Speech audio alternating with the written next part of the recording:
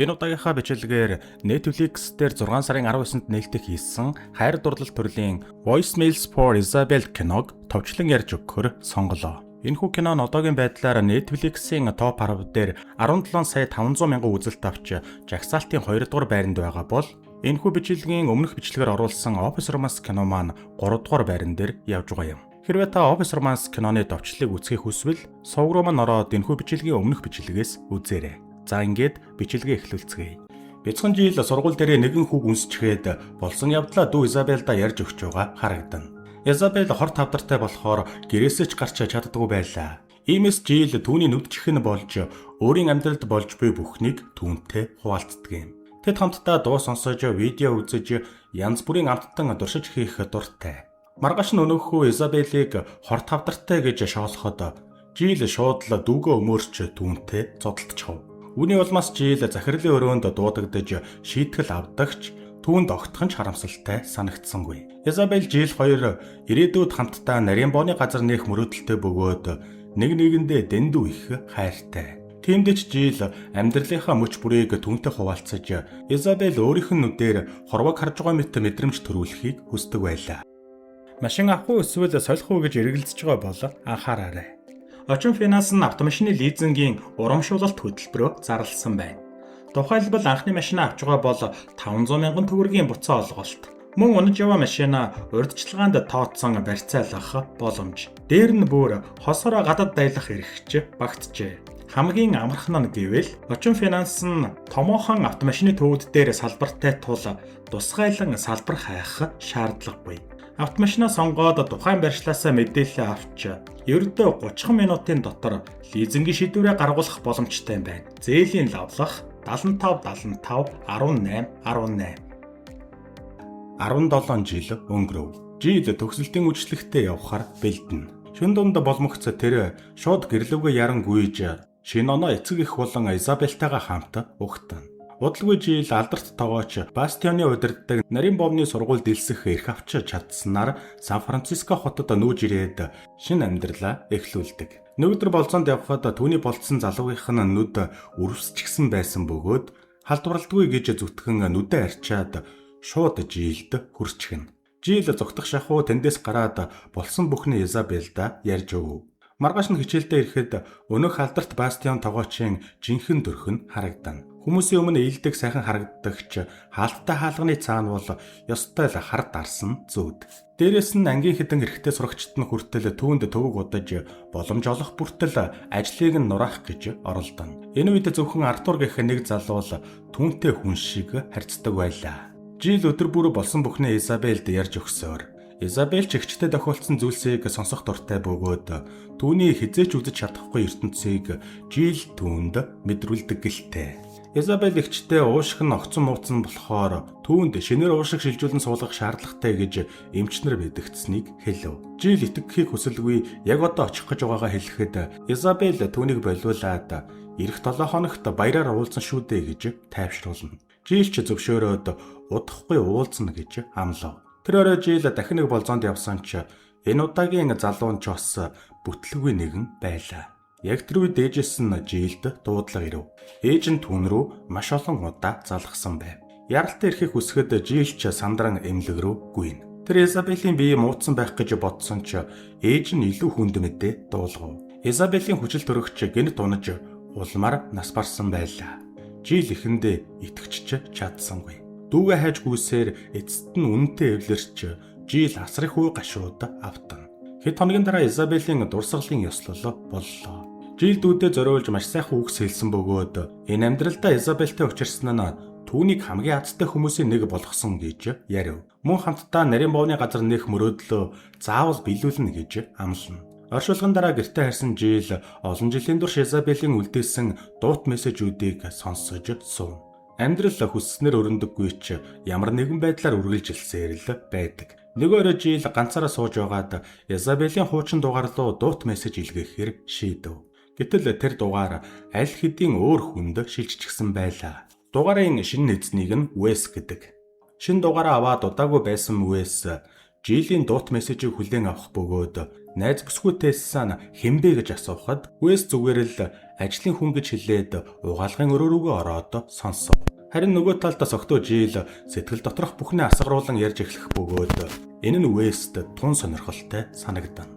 Маргааш нь ажилд харах үед Артур түүнийг болцоонд урилаа. Тэд хамтдаа оройн хоол идэх үед Жил Изабелийн тухай ярьж өгөх гэсэн боловч Артур бараг л сонирхсонгүй. Артур зөвхөн өөрийн ур чадвар болон удахгүй ахлахтайгооч болох гэсэн мөрөөдлөхөө тухай л ярьсаар.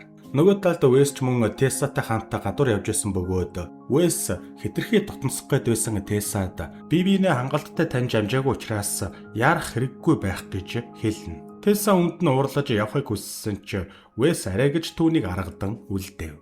Оройн хоёр хоссоо хоёр талд тус тусын үдшийг өнгөрүүлнэ. Дотн харилцааны үеэр Тесса галзуу хүн шиг болж хууран Уэст хэд хэдэн удаа гар хүрнэ. Ерөнхийдөө л зодчихдаг. Нөгөө талд Артур Жил хоёрч гэсэн дотн харилцаанд орно. Гэхдээ Артур үсэндээ ч хүргэхгүй этгээд аашилж төгсгөлд нь бүр уйлхан тэр. Маргааш нь Артур сайхан оройг өнгөрүүлсэн гэж Жилд хэлээд дахин болзоонд явцгаая гэж хүсэв. Жилийн сонирхол тийм ч хүрэхгүй байсан тул тэр зүгээр л татгалзана. Гэтэл Артур гэнэт сэтгэл хөдлөлд автаж өнгөрсөн шөнө өөрийг нь ашигласан гэж Жилийг буруутгаж эхэллээ. Бүр Жилийг занаад амжина. Үүнийг сонссон бусад эрэгтэй сурагчид инээлдэв. Уэс маш амжилттай яваа үл хөдлөх хөрөнгө зуучлагч туслахтайгаа хамтарч бусад үл хөдлөх хөрөнгө зуучлагч нарын аккаунтыг нь хаагдаж үйлчлүүлэгчдийг нь булаана. Гэхдээ туслах нь айж эхэлсэн болохоор дахиж ийм зүйл хийхгүй гэдгээ Уэст хэлв. Харин энэ үед Жил кофе уугаад сууж байлаа. Энэ үедээ Тейлор гэх алдартай подкастчин залуутай санамсаргүй танилцах бөгөөд тэд Тейлорийн болцсон бүсгүй ирэх хүртэл хэсэг ярилцаад амжина. Болцсон бүсгүй ирэх үед Жил үг дуугүй кафег орхиж гарах бөгөөд түүнийг холдож амжаагүй байтал төд дудалгүй Тейлор ч араас нь гарч ирээд түрүүнд ярилцсан яриа нь таалагдсан болохоор хоёулаа дугаараа солилцох хэрэгтэй байх гэж Жилд хэлв. Жил эхэндээ ирчүүдээс хол байх гэж хичээж байгаагаа тайлбарлах гэж оролдсон ч эцэст нь зөвшөөрч дугаараа солилцсон. Өдөр нь ажил дээрээ сууж байсан Уэс Жилээс дуут мессеж хүлээж авах бөгөөд Жил Тейлор гэх залуутай танилцсан талаараа бас түүнийг бараг л төгсөөр гэж тодорхойлсон байлаа. Жилийг ажил дээр байх үед Артур түүнийг үгээр идэж доромжлох бөгөөд ахлах тоогооч Бастионыг орж ирэх үед Артур түүнд улаан ус наалтсан торт үзүүлэн долгонож гэмгүү залууг хөөлгөнө. Жил өдрөн тохиолдох зүйлээ тогтмол шахуу Уэс рүү илгээх болсон бөгөөд Уэс ч түүний адал явдлыг сонсох дуртай болж эхэлдэг. Оройн Жил Тейлортэй болзож дараа нь халуухан оройг хамтдаа өнгөрүүлнэ. Харамсалтай нь Тейлор Жилийн бодож байсан шиг төгсөөр биш байлаа. Тейлор нэгэн подкастаараа ирчүүд чам руу мессеж бичихгүй байвал чамайг хүсэхгүй байгаа гэсэн үг гэж хэлсэн бөгөөд үүнийг сонссон Жилийн царай шууд л барайна. Учир нь Тейлор болзооноос хойш дахиж холбоо бариагүй билээ. Харин Уэс Жилийн утасны дугаарыг шалгаж сошиал хаягийг нь олж чадна. Тэр шөнө Уэс удахгүй гэрлэх гэж байгаа Анди Брида гэх найзуудтайгаа уулзаж хоол идэх бөгөөд энэ үед Тейлороос шарх авсан Жил дүүгийнхээ дугаар руу дуут мессеж илгээнэ. Улмаар Уэс өөрийнх нь ашиглаж байгаа дугаар Жилийн нас барсан дүүгийнх нь юм байна гэдгийг мэдэж ав. Дүүгээ асрах үгүйлэх Жилийн үгс болгон Уэст хүчтэй нөлөө үзүүлнэ. Маргааш нь Уэс дарагтайгаа ярьж байгаад Жилийн амьдардаг Сан Франциско руу ажиллаар явхаар болно. Ядаж байхад Жил Тейлорийн шүтэмшрэгчдийн уулзалтанд очих гэж байгаагаа хэлсэн болохоор Уэст Жилтэй таарах сайхан боломж олдсон нь энэ. Уэс Сан Франциско очисон даруй Тейлорийн шүтэмшрэгчдийн уулзалтанд очиж суусан бөгөөд дудалгүй Жил орж ирснээр Уэс анхудаа Жилийг өөрийн нүдээр харна. Шүтэмшрэгчдээс асуулт асуух цаг болоход Жил нүрээ малгаагаараа хааж гараа өргөөд Тейлор түүнийг танилгүй сонгоход Жил малгаагаа авч өөрийн дөрхөө ил гаргана. Түүний царайг харсан Тейлор илт сандарч эхлэхэд Жил Тейлорыг хоёр нүүртэй хурамч хүн гэдгийг нь цугласан хүмүүст хэлж өгөөд өөртөө итгэлтэйгээр гарч одно. Түүний гарах үед цугласан бүсгүйчүүд бүгд л алга ташцгаалаа. Үүний дараа Жил хотоос холдож дөрүүгээ дуут мессеж илгээн юм идэн сууж байтал түүнийг хаануугааг нь олж мэдсэн Уэс нар жаргах үед Жилийг олж ирэн хажууд нь суув. Уэс өөрийгөө танилцуулахад Жил ч өөрийгөө танилцуулна. Одоохондоо ирчүүдтэй учир ургуулах сонирхолгүй байгаа Жил түүнийг орхиж явах гэж байх үед Уэс төгдрөн байж яриа өдөн тэд хамтдаа хоол идэхээр болцгооно. Уэсийг ажиллаар Сан Францискод ирсэн гэдгийг нь мэдсэн Жил өөрийн мэддэг ресторанд авчирсан бөгөөд тэд ярьж болох бүхнийг л ярилцсан. Энэ үед Уэс нас барсан ээж нь маш амттай дахины махтай бялуу хийдэг байсныг дурсав. Ягаад ч юм тэд нэгнийгээ маш сайн ойлгож биедээ тохирсон мэтэл байлаа. Уэс Сан Францискод байх 2-7 хоногийн хугацаанд Жилээс хоромч холдохыг хүсээгүй бөгөөд тэд хотоор аялж цагийг сайхан өнгөрүүлнэ. Гэхдээ Уэс дуут мессежний талаар түүнд хэлж зүрхлэхгүй л байлаа. Маргааш нь Жил Уэс хоёр автобустай аялалд хамт явхаар болсон бөгөөд аялагчдыг хөгжих ёстой байсан хөтөч явцгүй онгоо ярьж өөрийгөө эвгүй байдалд оруулж сүүлдээ бүр автобуснаас гарч зогтав. Энэ үед Уэс микрофоныг шүүрч аваад аялагч нарт онгоо ярьж өгөн хөгжөөн. Жолооч түүнийг автобуснаас хөөх үед Уэс автобуснаас буухдаа аялагчдын хамт дуу дуулж Жилийн сэтгэлийг хөдөлгөнө. Жилч автобуснаас бууж Уэсийг үнсэв. Оройн хамтдаа хооллох үед Жил Уэст дахины махтай бялуу хийж өгөх бөгөөд Уэс амталж үзээд шууд л ээжигээ бодно. Дараа нь хамтдаа кино үзэж суухад Жил ядарсандаа төрүүлээд унтчихав. Уэс Жилийг оронд нь хэвтүүлээд өөрөө буудан дээрээ унтлаа. Уэсийн буцах цаг болоход Жил түүнийг үдэж өгнө. Уэс буцаж ирсэн даруй Анди Брида хоёртой уулзаж тэдэнд болсон бүхнийг хэлэхэд Анди Брида хоёр шууд л дуут мессежний талаарх үннийг нь түүнд хэлэх ёстой гэж зөвлөнө. Анди Брида хоёрын хорин болоход Уэс Жилийг урьсан байлаа. Гэвэл хорим Жилд гүн сэтгэл төрүүлж байхад Уэс зөвхөн түүнийг л ширтэж байсан юм. Оройн зоог барих болоход Уэс шинхэн хормилсан найзуудтай сэтгэлийн үгээ хэлээд дараа нь Жилийг халамжлан түүнд хүрмээ өмсгөнө. Энэ хооронд сэтгэл нь хөдөлсөн Жил дөрүүгээ залгаж дуут мессеж илгэх гэж төр гарлаа. Түүнийг яг дөрүүгээ залгах мөчөд Уэсийн хүрмний халаасанд хутсан хангинаж Жил бүхнийг ойлгож эхлэнэ. Энэ бүх хугацаанд дөрүүгээ илгээсэн дуут мессеж болгоно нь Уэс дэрдэг байсныг ойлгов. Жилийг явах гэж байгааг олж харсан Уэс араас нь гүйцэж ирээд бүхнийг тайлбарлаж энэ бүхнийг хэлэх гэж байсан гэдгээ хэлнэ. Гэнэт Уэс гарч ирсэн нь зүгээр нэг тохиолдол биш байсныг ойлгох үед Жил тэр дорол сэтгэлээр унав. Учир нь Уэс бүх зүйлийг мэдж байсан болохоор л бүх зүйл төгс мэт санагдсан ажээ. Жил Уэсийг орхиж Сан Франциско руу буцсан бөгөөд түүнийг шаналж байх хооронд дүүийнх нь илгээж байсан дуут мессежүүд вируснээс болоод бүгд устсан байлаа. Юу ч хийж чадхаасаа өнгөрсөн Жил зүгээр л уйлсаар. Маргааш нь Жилийн төрсөн өдөр байсан ч ахлах тоогоч шалгаруулах чухал өдөр байлаа. Жил дүүийнхээ дуртай жороор бүхэл сэтгэл зүрхээ гарган бялуу хийхэд энэ үед Артур түүнийг хорлох гэж оролдоно. Цагч дуусаж бүх бялуунууд бэлэн болжээ. Тогооч Бастион бүгдийнх нь бялууг амсаж үзсний дараа Артурыг ахлах тогоочоор сонгосон бөгөөд үнийг нь сонссон Жил тэднийг шоолон инээж Бастионтай нэгийг үзэхэр шийддэг. Эхлээд Артурын бялууг түүхий байгааг нь үзүүлж өдний хугацаанд бусдыгаа хорлож байсан хүн нь зөвхөн Артур байсан гэдгийг хүн болгонд сонсогдохоор хэлв. Нэмээд Артурыг сэгсэхээ дараа уйлсныг нь дурсан. Дараа нь Бастионыг ямар ч чадваргүй тогооч яг л Тэмүүгийн Гордон Рамсей гэж хэлээд хормогчоо газар чулуудан гарч одлоо. Оройн Жилийг гэртээ ганцаараа төрсөн өдрөө тэмдэглэж байх үед эцэг эхэн зочилж ирснээр Жил дотор нь хуралдсан бүхнээ хуваалцах хүмүүстэй болов. Хэсэг ярилцсны дараа эцэг эхэн түүнд нэгэн бэлэг өгсөн нь Изабелийн их сургуулийн төлбөрт ашиглах гэж байсан мөнгө. Жил авахыг хүсээгүй ч эцэг нь Изабель үүнийг л хүсэх байсан гэж хэлээд Жилийг ятгах чадна. Аавны мөнгөөр өөрийн гэсэн зүйлээ босгож бут нэргэх хэрэгтэй гэж Жилийг зоригжуулав. Жил ч өөрийн гэсэн явуулын хоолны газартай болох санаа гаргаж маргааш нь гихтэл хуучин бүхэхтэй машин авна. Харамсалтай нь ганцаараа болохоор ч тэрөө тийм ч бүтэмжтэй байсангүй. Цахилгаан үүсвэр нь эвдэрч анхны үйлчлүүлэгчээ алдаж орхино.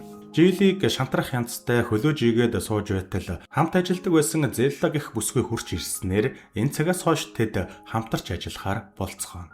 Тэд амралтын өдрүүдээр фестивал дамжиж өөрсдийн хоолой хүмүүс түргсэн бөгөөд баггүй ашигч олов. Хүмүүс Жил Зелла хоёрын хоолыг идэх гэж очрлож эхэлсэн байлаа. Нөгөө талд ганцаараа суух Уэс дээр Брида ирж уулзах бөгөөд энэ үед Брида Жилийн амжилттай явуулын хоолны газрын талаар мөн Жил дүүгээс нь ирж байсан бүхэл дуут мессежээ алдаад сэргээх хүн хайж байгааг нь хэлв. Үүнийг сонссон Уэс дуут мессежүүдийг сэргээх боломжтой нэг хүнийг мэддэг гэдгээ санана.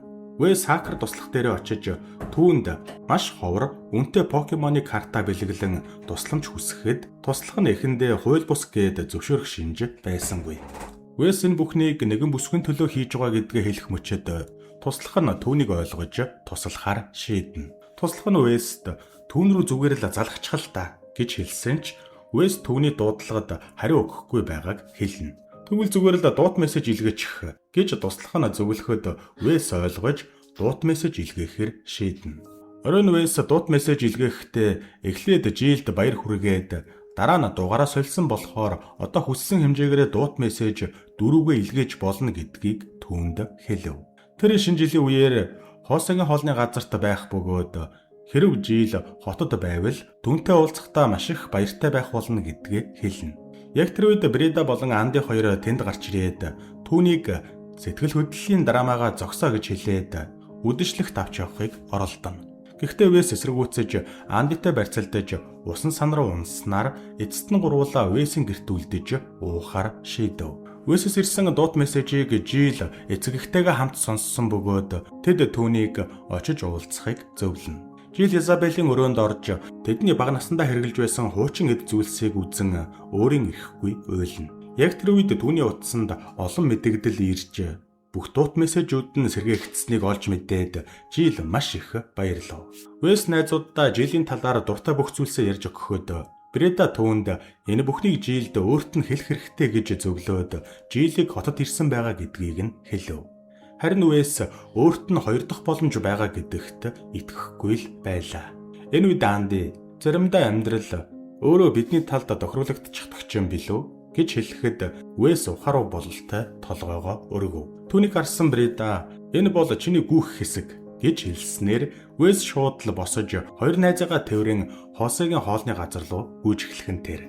Годомжинд хүмүүс баяраа тэмдэглэж байхад Вэс цагтаа уралдаж Жилийн зүг гүйж байлаа. Вэсийг Хосегийн хоолны газарт орж ирэх мөчөд Жил тако идээд сууж байх бөгөөд Вэс түүнийг анхааралтай сонсож байхыг хүсээд түүнд хайртай гэдгээ бас Жилийг өөрийнх нь хувьд бүх зүйл гэдгийг хэлээд урал дээр нь маш романтикаар үнсэн. Маргааш нь Жилийг фестивал дээр хоол хийж байх үед Вэс ойролцох зүлгэн дээр сууж байлаа. Удалгүй Жилийн дуртай дуу явж эхлэхэд Жил зүлгэн дээр амарч байсан хүмүүстээр гүйж очиод бүжиглэж эхлэнэ. Хүмүүс түүнийг дагаж бүжиглж эхлэхэд ямар ч бүжгийн авьяасгүй Вэс хүртэл түүнтэй нэгдэв. Ийхүү Жил Вэс хоёр нар жаргах үед үнсэлцэж байгаагаар кино маань төгсдөг.